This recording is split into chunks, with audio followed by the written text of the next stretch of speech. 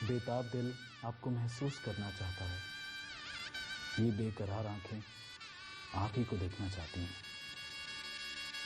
फिर घूंघट का ये पर्दा क्यों?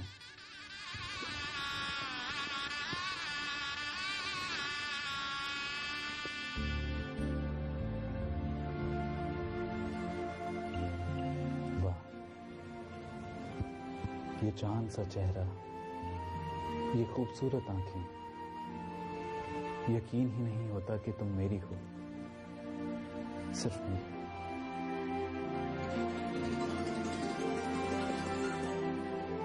वो रात बेहद हसीन थी।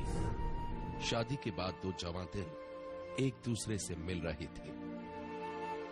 मिलन की ये पहली रात थी, लेकिन इसी रात की खामोशी में छुपी थी मौत की एक खतरनाक साजिश।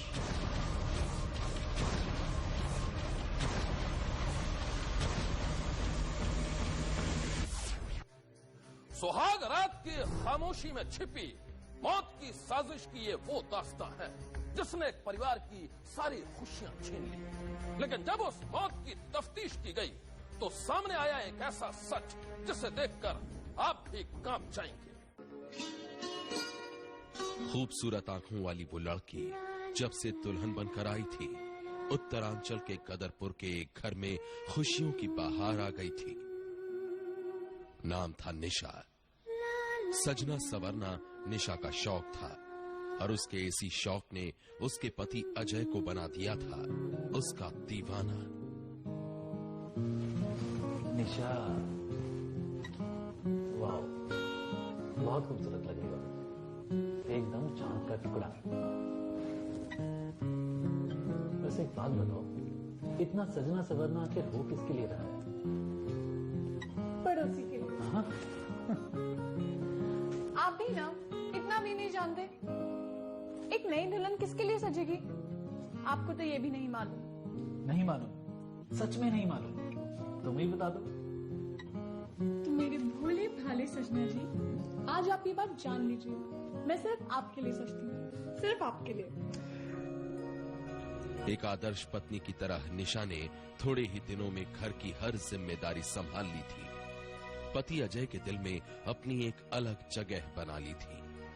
अजय तो निशा की खूबसूरती का पहले से ही दीवाना था, लेकिन जिस तरह से उसने अजय के घर को संभाला था, उससे उसके दिल में निशा के लिए मोहब्बत और भी बढ़ गई। निशा अजय की दूसरी पत्नी थी। 1 साल पहले ही अजय ने अपनी पहली पत्नी को तलाक दिया था और फिर मुजफ्फरनगर की रहने वाली निशा से शादी की थी। निशा की भी ये दूसरी शादी थी। पहली शादी से उसे एक बच्चा भी था। अजय ने नैनीताल के एक नामी स्कूल में निशा के बेटे का एडमिशन करवा दिया था। अजय पेशे से बिजनेसमैन था। शहर में उसका एक पिक्चर हॉल और काफी जमीन जायदाद थी। अजय से शादी करने के बाद निशा के पास भी किसी चीज की कोई कमी नहीं थी। अजय और निशा की जिंदगी का हर लम्हा खुशियों के साथ गुजर रहा था। इसी तरह धीरे धीरे 2.5 महीने गुजर गए। तारीख थी 30 दिसंबर 2009। निशा ने अपने पति अजय से कहा, सुनो जी, मैं आपसे एक बात कहना चाहती हूँ। एक क्यों, 4 कहिए जी। मजाक मत करो ना। अच्छा कहो। मैं ना कुछ दिनों के लिए मायके जाना चाहती हूँ। मायके? निशा के कहने पर अजय उसे मुजफ्फरनगर उसके मायके भेजने के लिए राजी हो गया।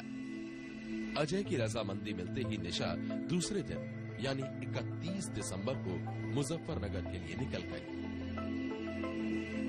निशा के जाने के बाद अजय अपने काम में लग गया। काम से जब भी वक्त मिलता वो निशा को फोन करता।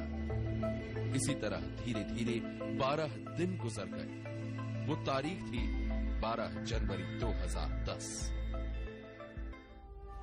मेरी तकदीर है तू। रात के तकरीबन 12 बजे थे। अजय के मोबाइल पर एक अनजान नंबर से निशा का फोन आया।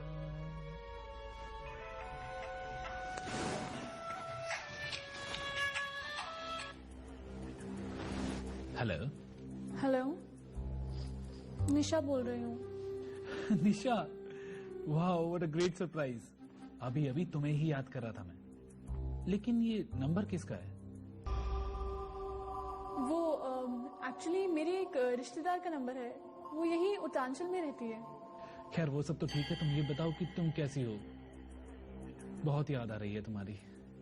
मैं ठीक हूँ, मुझे भी तुम्हारी बहुत याद आ रही है, इसलिए तो फोन किया है।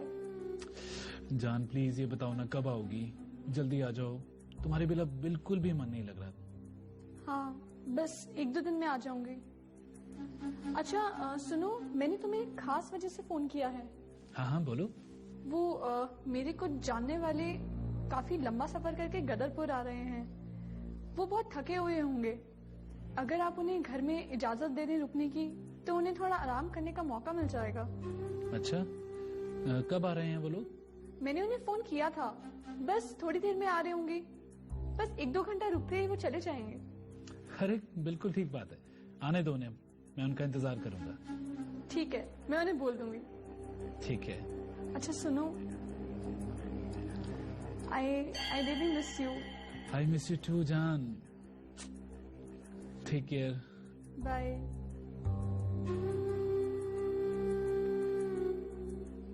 एक पति पत्नी की प्यार भरी ये बातें खत्म हुई तो शुरू हो गई एक खतरनाक साजिश। ऐसी साजिश जिसके निशाने पर था अजय। जल्द ही अजय का होने वाला था कत्ल, मगर क्यों, ये हम सनसनी में बताएंगे आगे। घूंघट में मौत।